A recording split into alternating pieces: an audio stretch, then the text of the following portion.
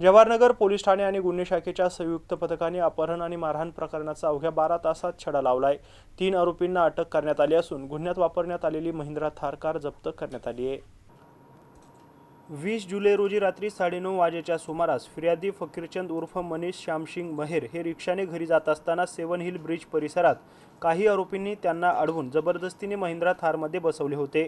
त्यानंतर देवगाव रंगारी येथे नेऊन लाकडी दांड्याने आणि लाथाबुक्क्यांनी मारहाण केली। तसेच कपडे फाडून मोबाईलवर व्हिडिओ चित्रित करत तो सोशल मीडियावर व्हायरल करण्याची धमकी दिल्याची तक्रार फिर्यादीने जवाहरनगर पोलीस ठाण्यात दाखल केली आहे।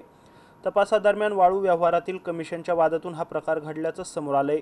पोलिसांनी देवगाव रंगारी येथे छापा टाकून जाफर उर्फ गुड्डू अयूब, जावेद अमीन शेख आणि अनस अयूब चाऊस यांना अटक केली आहे। तसेच गुन्ह्यात वापरण्यात आलेली काळ्या रंगाची महिंद्रा थार कार देखील जप्त करण्यात आली आहे। या प्रकरणातील मुख्य आरोपी उदय मोतीलाल मरमट उर्फ राजपूत आणि त्याचे 2 साथीदार अद्यापपर्यंत फरार असून त्यांचा शोध सुरू असल्याची माहिती पोलिसांनी दिली आहे।